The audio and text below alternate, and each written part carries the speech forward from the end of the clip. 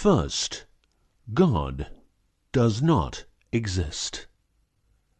But don't worry, what does exist is good, as opposed to evil. So if you believe in God, you believe in good, and that's as it should be. You are just fine. If you believe in evil, then you probably need a whack on the back of the neck with a big fucking stick.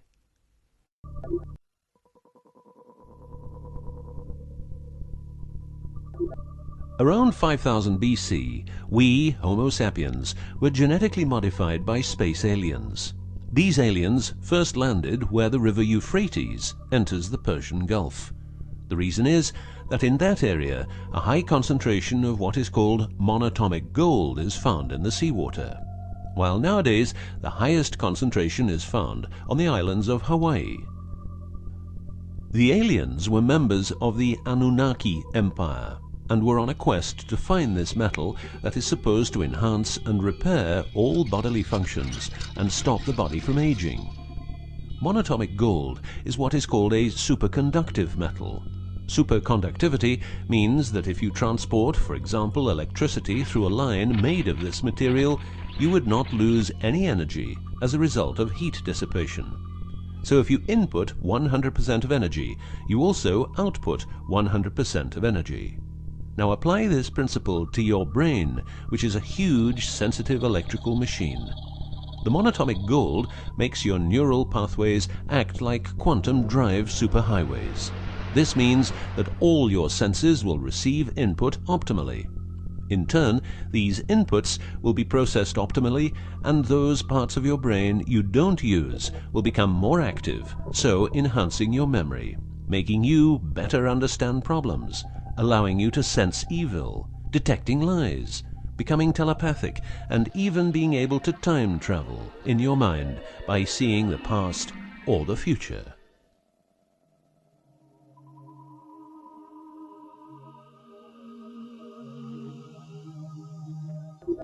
So the Annunaki, which is the name of the empire which includes races like the Saurian, or as they are called the Reptoids, the Argarians, or Nordics, because of their human looks, and the Greys from Zeta Reticula, were looking for monatomic gold. This involved enormous effort because it had to be extracted from seawater, or by processing it in such a way that the gold, usually in pairs of 8 atoms per molecule, could be separated into individual particles. In this fashion, the monatomic elements were separated from the multi-atomic cousins. In a similar way, uranium-235 is produced. For the use as intelligent slaves, the Annunaki took a man, let's call him Adamski, and took out a part of a rib. This is because the rib is a part of the human body that can be removed without causing too much damage, and because the rib contains bone marrow, it's a perfect source for DNA. The Annunaki modified the DNA for a better manipulation of the humans and implanted it into a woman, let's call her Mulva. Mulva then had children with Adamski, and their children were, just like Mulva, genetically modified. These humans worked for the Annunaki, but not a lot of humans knew about the Annunaki, and then, for some reason, the Annunaki disappeared. An interesting detail is that the symbol for human DNA resembles the word Yah, which is God, but surely this is a coincidence.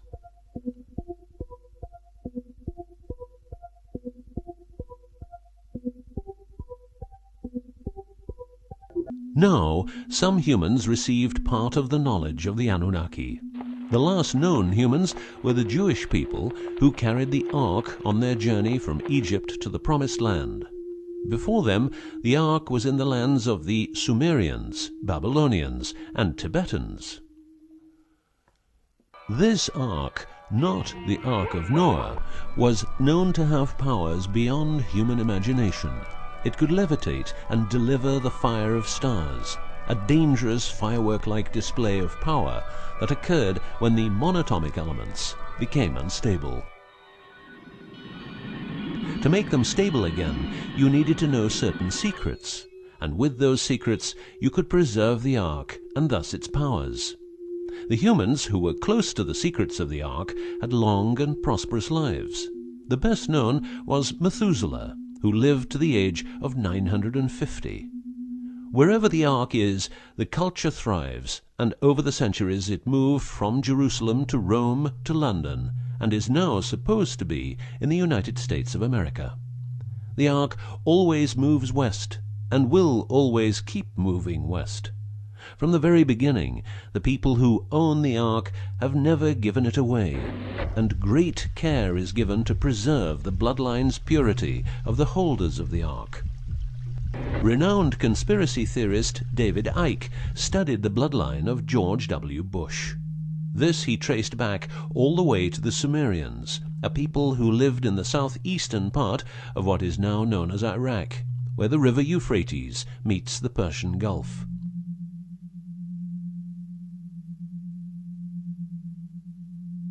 The secrets of the elements of the Ark, scientifically known as ORMs, orbitally rearranged monatomic elements, are nowadays hidden by secret societies that have control over society worldwide. The word Orm is the same as the Hebrew word which means the tree of life. Orms consist of 8 metals. These 8 metals are ruthenium, rhodium, palladium, and silver, known as the light platinum group, and osmium, iridium, platinum, and gold, known as the heavy platinum group. Gestation of these metals in monatomic form prolongs life and enhances and repairs bodily functions. By following what is called a wide-spectrum diet, we can provide our bodies with monatomic superconductive elements. In other words, by eating a lot of grapes, carrots, all blue and dark red fruit and vegetables, and also much other fruit, vegetables, and fish.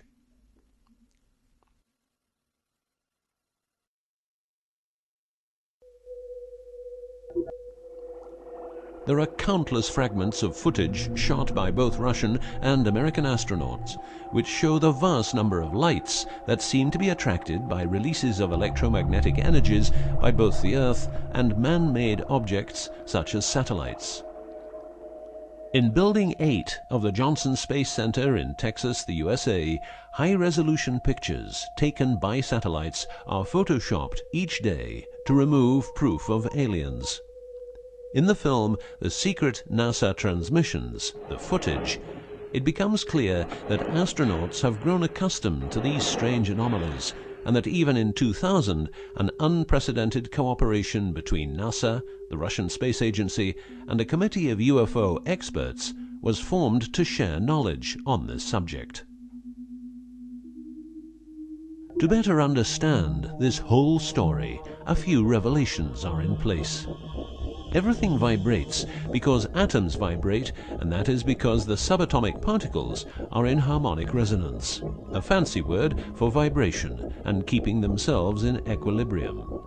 Gravity is vibration generated by the presence of mass, and it can be neutralized by altering the harmonic resonance of the gravitational field. In other words, if you generate vibrations, you can alter gravity, and with superconductive materials, the amount of energy needed for generating the vibrations is greatly reduced. A practical example of reducing one vibration with other vibrations is the use of anti-sound. If you instantaneously produce the exact opposite waveform that comes towards you in the form of sound, the sound will cease to exist. This is called destructive interference. One of the forms of creating anti-gravity is called auditive levitation, a method used by Tibetan monks to elevate rocks over 250 meters high and 250 meters distance. By arranging drums and trumpets extremely precisely, together with some 100 men chanting, all arranged in a precise manner, the monks, after about 5 minutes, could levitate a rock weighing a ton and place it exactly where they wanted it. Theorists around the world theorize that huge monuments like those of the Egyptians and Mayan people were built this way. Other examples of anti-gravity we find in the vast amount of UFO sightings. These UFO sightings are actually experiments run by governments in their search for anti-gravity propulsion. So, if the technique is known, why don't we all transport using anti-gravity propulsion? For each year of technological advance, the military advances 44 years. All science is merely a means to an end. The means is knowledge. The end is control. Who will be the beneficiary? What do they want? What they want is control. The establishment of a global economy which is totally predictable and can be manipulated in every sense. Ein Volk, ein Reich, ein Führer. What I am saying is that the vast majority of people is being controlled by the established upper class. I know this is like the plot of a bad movie, but stay with me for a minute. Anti-gravity exists. The ability for everyone to be a genius exists. Aliens exist, and much more efficient ways of producing energy exist. For example, the mighty engine, which produces the same amount of energy as a normal engine, but only using 5% of the fuel a normal engine uses. Or the PAP engine, which without fuel, only driven by the power of zero-point energy and a small amount of noble gases, can deliver 500 horsepower for a period of 10 years. Or the Maternita machine of the Maternita commune, which has delivered 3 to 4 kilowatts out of thin air for the last 20 years. What would be the consequences for the upper class if they lose their monopolistic knowledge? What would happen to them if people would know about the secrets they're holding for us? If I don't need any more gasoline, what would happen? If I don't need any more electricity or gas, what would happen? If I don't need any more medicines from the pharmaceutical industry, what would happen? In order to ensure their powers, the upper class, some call them the Illuminati, handles a strict agenda. The agenda has the aim to prepare the world for world domination, beginning in the US and Europe. According to conspiracy theorists around the world, this is what they are doing as preparation. By the way, these people are extremely smart and fanatic, extremely rich, and they have tried it before. Then they were called the Nazis.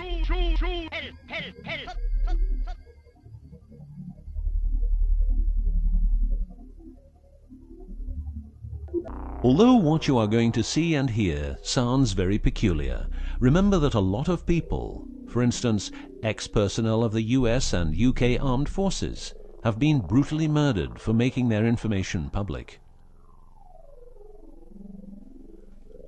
Let's begin with 9/11, but first a little history.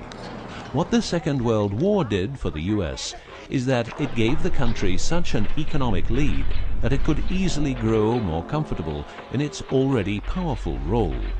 The industry of war gave everybody jobs, and therefore everybody could start consuming. Marshall aid gave Europe the economic impulse it needed. In other words, war leads to flourishing economies and leaps forward in technology. The process of transformation, even if it brings revolutionary change, is likely to be a long one, aside from some catastrophic catalyzing event like a new Pearl Harbor. These are the words of a neocon think tank whose members count people like Dick Cheney, Wolfowitz, and Donald Rumsfeld. What it says is that America needs a war to transform into its next shape, and 9/11 is our new Pearl Harbor. In the manipulation of people, one of the strongest weapons is to make people believe someone else did it. What I'm trying to say is that the US government is trying to make the people believe Osama did it. But did Osama do it? Did you know that 6 weeks before the WTC towers collapsed, the owner had a new insurance policy made up, ensuring that the owner, if the towers would collapse due to a terrorist attack, would receive the amount of $3.5 billion. The owner, because 2 towers went down, tried to claim 2 times $3.5 billion, but only received 2.2. What happened to building number 7?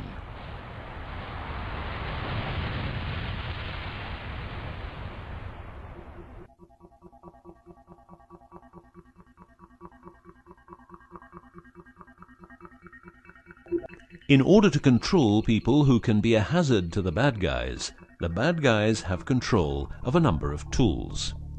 One of these tools is the remotely operated electromagnetic frequency weapon. These use microwave, ELF, extremely low frequencies, and acoustic frequencies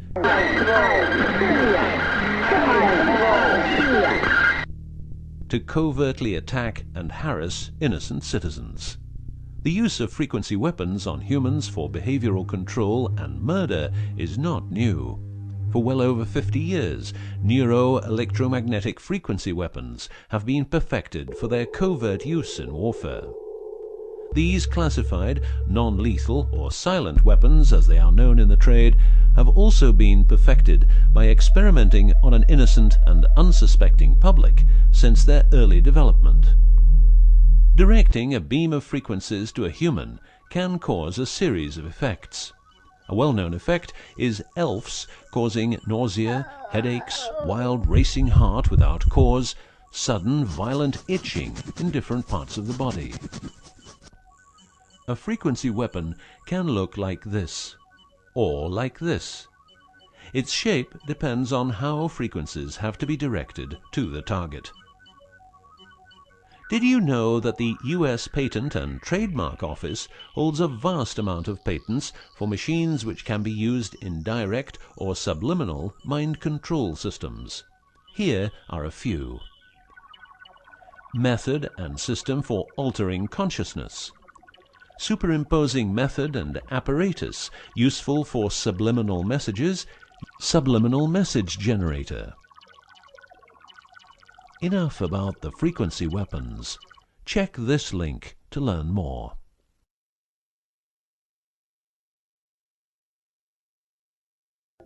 You will realize that to control people, you have to know what they are communicating. So in the 1950s, the UK and USA decided to set up the world's biggest espionage network to make sure all communications between Russians and spies or allies were monitored. This system has continuously been updated since the day it became operational. The system's name is Echelon and consists of a vast network of listening posts, extremely advanced computers, an enormous number of people, dishes, and taps. Echelon's computers capture every communication via Internet, GSM, UMTS, landlines, TV and radio broadcasts, satellite communications, private, military, and diplomatic, and listens to every word. The computers work with a list of keywords, and when a message contains one or more keywords, the message is directed to a specialist who examines the message. If it is suspicious, further action may be taken. Echelon centers are around the world, but here are the best-known locations. Menwith Hill, North Yorkshire, England. HARP, Remote Mind Control Computer Center, Alaska. Pine Gap, near Alice Springs, Northern Territory, Australia. Pine Gap has a complex of radomes, a huge computer room, and about 20 support buildings. The signals analysis section of the computer room is staffed exclusively by CIA and NSA analysts. Within the USA, Australia, and the UK, the NSA can plug into every telephone call and message entering, leaving, or transiting the country.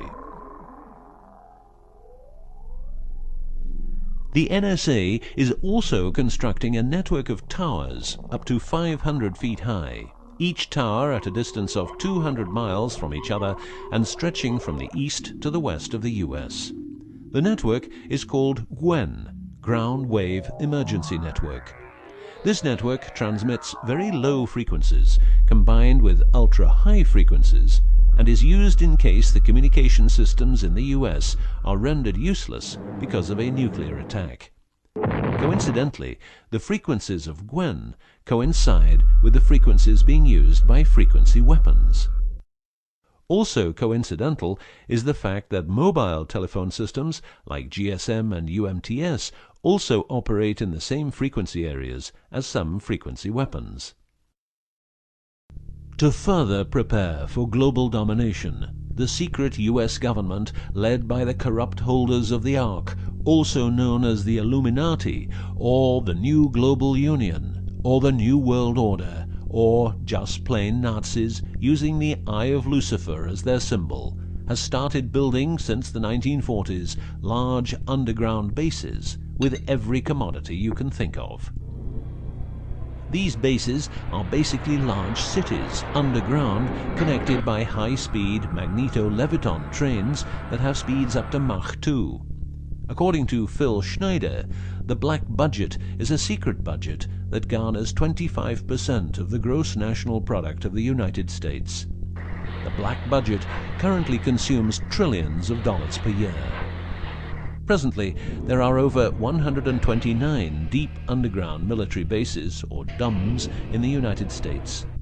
These underground bases were built using nuclear-powered laser drills that can drill 7 miles per day.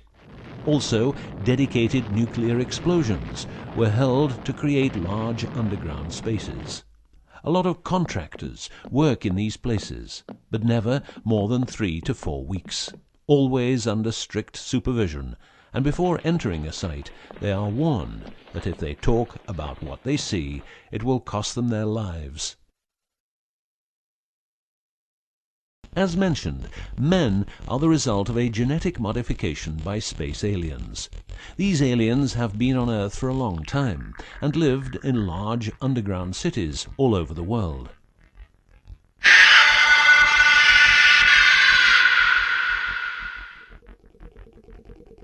Collaboration with modern governments began as early as 1933 with the Bavarian Illuminati and Thule secret societies, and this collaboration was brought into America via the CIA, which was established with the help of American Nazi agents as well as European Nazis who were brought into America through Project Paperclip and other operations.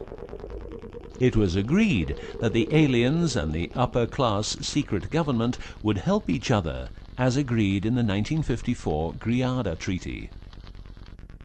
By 1979, the aliens didn't respect the treaty at all, and it was in this year when, at Dulce Air Force Base, a huge underground base was being built, and during excavation, an underground alien city was discovered. There are several species of aliens working with the US at the Underground 7 level facility at the Alien US Government Biogenetic Research Base in Dulce, New Mexico. The reason they help the US government is because the aliens need space here on Earth for conducting experiments on humans and storing humans in suspended states for reasons unknown. In exchange, the aliens give the US government technology. Examples of these technologies are stealth aircraft, anti-gravity propulsion, genetic research, quantum technologies, computer technology, biological warfare, medicine, GSM, etc. The greatest weapon the devil has is the disbelief people have in him. The devil represents evil, and those who want to dominate are the evil ones because they keep their knowledge from saving lives and improving the world. Instead, the evil ones will make the people more docile and stupid, using more tricks in order to achieve their goal, which is world and universal domination. The story of the aliens seems so unreal that, like the devil, it is subject to ignorance and ridicule, and that is its greatest weapon. In the past and present, the evil ones have tried a number of methods and products to manipulate people. AIDS, invented by a laboratory in Chicago, Illinois in 1972. It was a biological weapon to be used against the people of the United States. Second, the US government has a Tesla device to generate earthquakes. NASA only landed on the moon once. Almost 90% of drugs trafficking is organized by the biggest secret services in the world, like CIA, NSA, MI5, MI6, and so on. Since the US is in Afghanistan, poppy production has reached an all-time high, and never has there been so much heroin on the market. People who don't need drugs needn't worry. Their needs are covered by the pharmaceutical industry. The global warming story is a hoax. The Earth is warming up, but not as a result of CO2 produced by man, but because the cycle of the Earth is just like it is. Remember that 10,000 years ago, the whole northern part of the world was covered in ice. It's what we call an ice age. The Ark, in its recent form, started its journey in the deserts of Egypt and was carried to the Holy Land by the Jewish people. In Jerusalem, the Ark started its journey around the world, heading west. Everywhere the Ark has been, one or more obelisks are erected as a symbol of establishment. In the future, the Ark will travel to China, Russia, Iran, until it reaches Jerusalem again, which means the whole world will be under the influence of Lucifer's eye. That will be the moment the Annunaki Empire will settle and rule Earth uncovertly. On many important sites in the world, buildings carrying symbols of Lucifer's return are common. The best-known example is the Pentagon, which suggests a pentagram referring to the Jewish symbolism and the symbolism of the Ark. Another example is the Israeli High Court. It's a building with dozens of satanic and secret symbols. Like the eye of Lucifer, an inverted cross you can walk on. Its numerical anomalies. It was built in exactly 750 days. Used exactly 250,000 stones, all hand-laid, and was funded by the Rothschilds, the founders of the central banks and the World Bank. These buildings celebrate the coming of and will serve as headquarters for the evil ones. From here, every communication will be monitored. The underground cities will then be used as detention camps, where the bodies of resistance people will be converted into soulless zombies. The army of the NWO and its intelligence agencies will be able to track and trace everybody on Earth and influence their opinions or simply dispose of them. Socially, everybody will be watched by their neighbors and friends and mobbed if they have different opinions. The rich, richer and smarter, the poor, poorer and dumber, will support the pyramid with Lucifer's eye on top, as it has always been. This will be the future, and the future is now.